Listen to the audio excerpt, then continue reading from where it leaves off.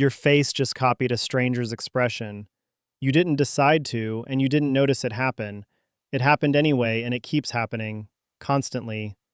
Somebody in the room hasn't said a word, and you already know something's wrong with them.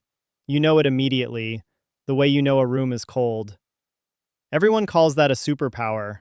Nobody who actually has it agreed to sign up for what comes with it. You leave a phone call and feel drained, even though nothing happened to you on that call.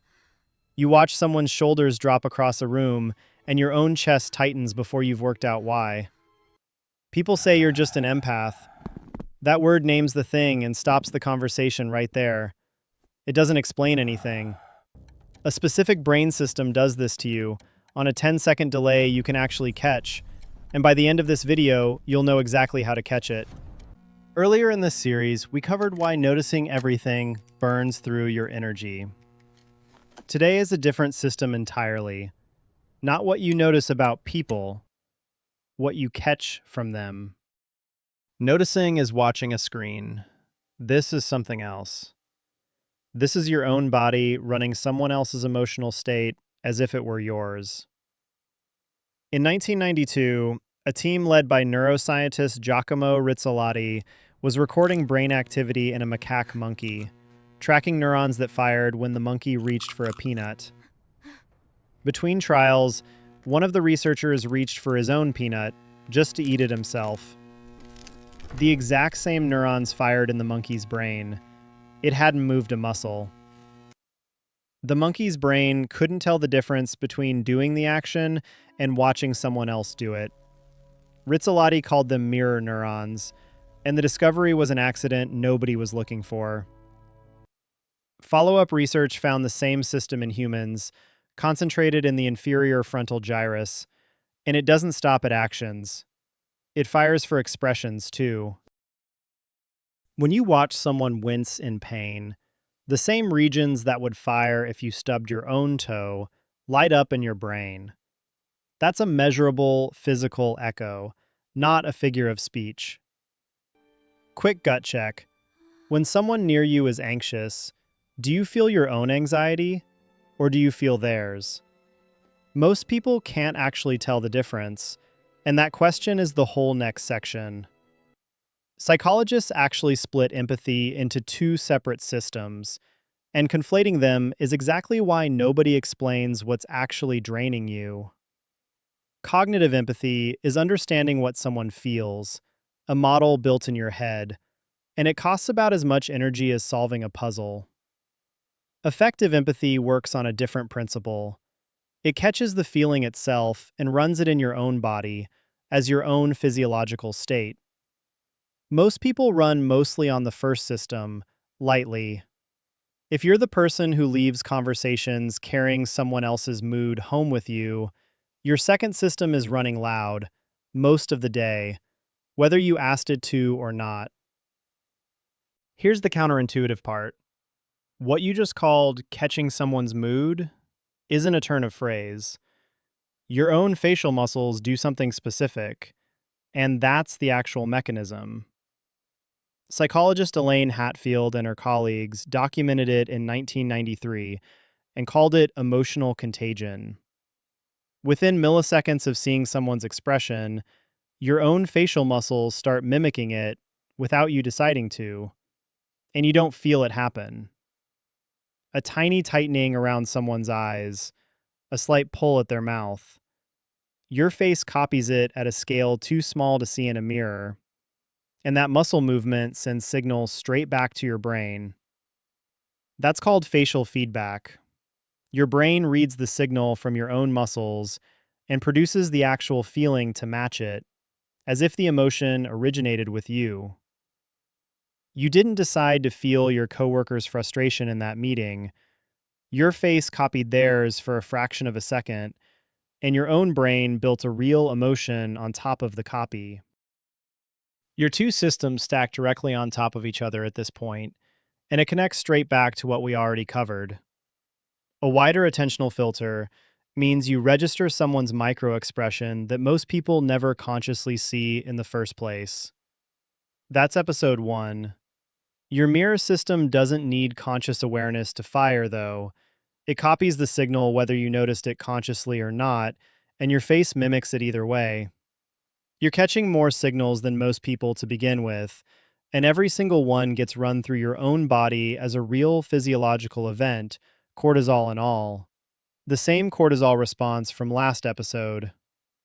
Your brain isn't just watching the room, it's rehearsing everyone's emotional state in it, live, on your own nervous system, all day. It helps to ask why a system like this exists in the first place, instead of treating it as a personal glitch that happened to land on you. Primatologist Franz de Waal and psychologist Stephanie Preston proposed in 2002 what they called the perception-action model of empathy. Watching another creature's state activates the same neural representation you'd use to be in that state yourself. It shows up long before humans do. A rat will work to open a cage and free another rat trapped inside, and it keeps doing that even when there's nothing in it for the rat doing the freeing. In a species that raises its young for years and survives by moving in groups, catching a caregiver's fear half a second faster than reasoning it out is the difference between reacting in time and reacting too late. Mirror neurons and emotional contagion aren't a modern glitch bolted onto an otherwise clean design. They're some of the oldest social wiring mammals have, running in you at whatever volume your particular nervous system decided, early on, that it needed. The circuit that makes you cry at a stranger's grief in a movie is the same circuit a rat uses to free a rat it's never met before. It shows up in humans within hours of birth, too.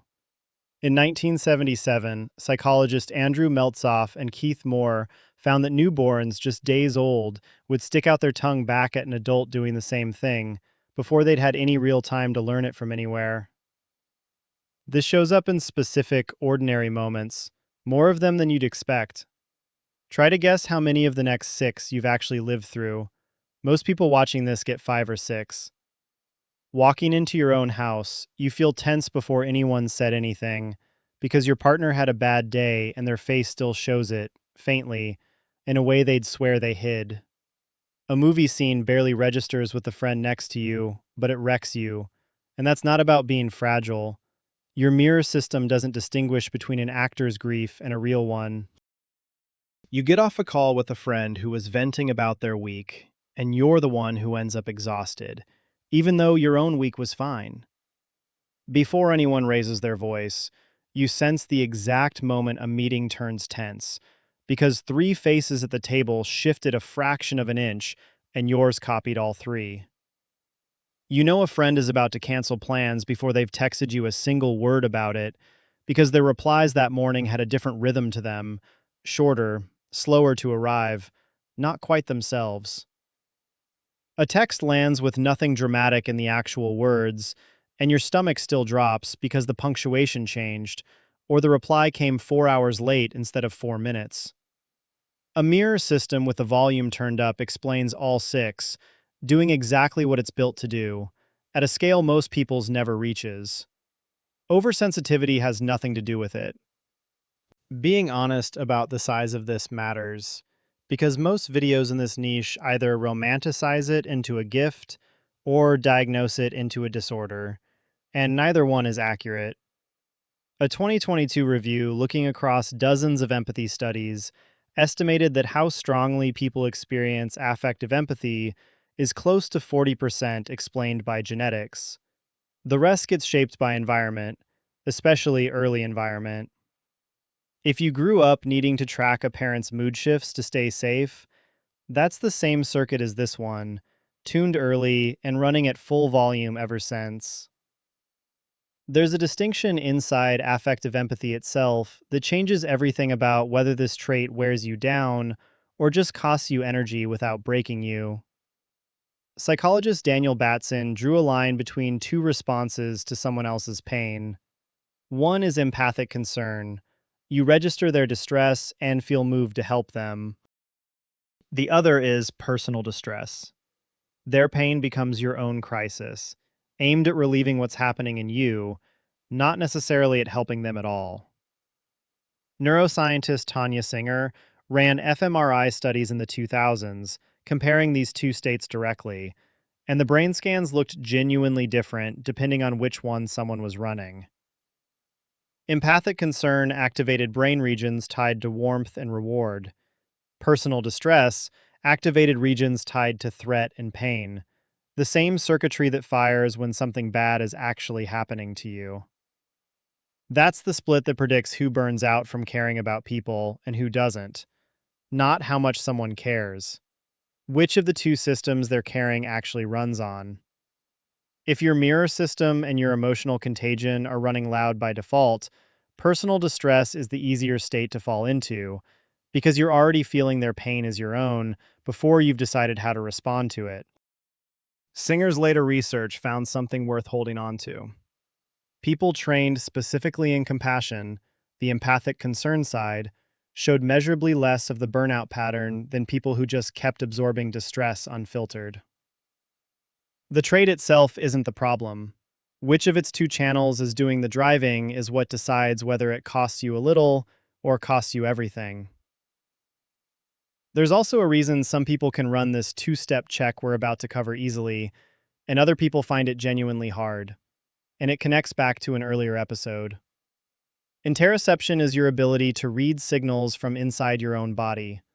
Heartbeat, muscle tension, the tightness in your own chest. Neuroscientists Hugo Critchley and Sarah Garfinkel have spent years mapping how accurately different people can do this. The insula, the same brain region we covered in the sensory processing sensitivity episode, is the hub for both interoception and for registering someone else's emotional state. It's one piece of hardware doing double duty. When your own bodily signals and someone else's emotional signal are processed in overlapping territory, the line between this is my anxiety and this is their anxiety, borrowed, gets genuinely blurry. At the level of brain architecture, not willpower. That's exactly why naming the feeling and timing it, which we're about to get into, works.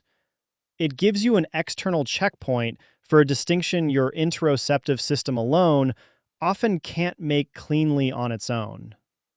If any of this describes you, naming the mechanism only gets you halfway there. What actually matters next is a set of specific, practical ways to work with it. Not just one trick, but 4, each aimed at a different part of what we just covered. First, source checking. The technique clinical researchers who study compassion fatigue reach for before anything else. Therapists and crisis counselors, people whose entire job is absorbing other people's pain, all converge on this same first move. It's a 2-part check, and it takes about 10 seconds. First, name the feeling specifically. Something more precise than bad. Anxious, irritated, sad, on edge, whatever actually fits. Second, ask yourself, thinking back over the last hour, was there a moment a feeling arrived that didn't match anything actually happening in your own day? If it showed up the instant you made eye contact with someone, there's a real chance you were feeling theirs, running on your hardware. Their stress might still be real information worth acting on. Responding to it as their information, instead of absorbing it as your own crisis to solve, is the actual move. Second technique, self-distancing. And there's real research behind why the specific wording matters. Psychologist Ethan Kross found that switching from I to your own name, or you, while processing a feeling, measurably lowers how much it takes over. Instead of thinking, I'm anxious right now, try, Alex is picking up on someone else's anxiety right now. It sounds small. In Kross's studies, that single shift in language reduced both the emotional intensity people reported and the physical stress markers researchers measured. The distance isn't pretending the feeling away. It's putting enough space between you and the signal to ask where it actually came from, which is exactly the gap a borrowed emotion needs to lose its grip. Third technique, a physical anchor. And it works directly off the interoception we just talked about. Pick one object you keep near you. Textured, solid, something with an edge or a grain you can actually feel. When a feeling shows up that fails the source check, hold it, press your thumb into it, and let that specific physical sensation pull your attention back into your own body instead of the borrowed signal running through it. This isn't a distraction trick.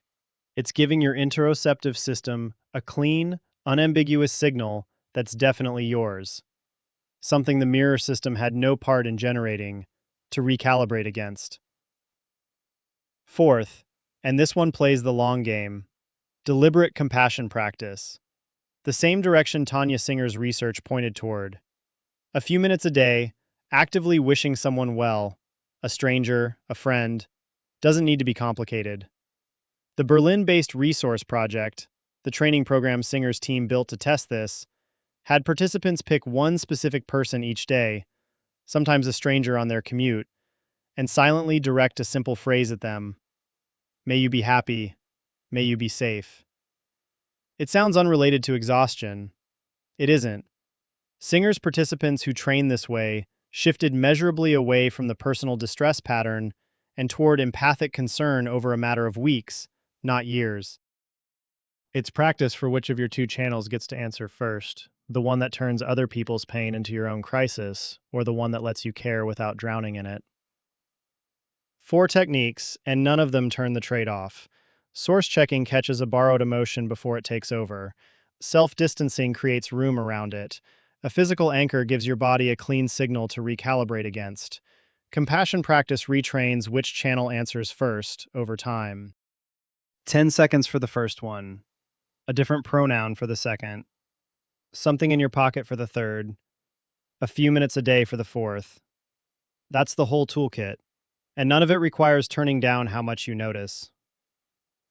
This turns the trait into something you can actually work with, instead of something that just happens to you all day.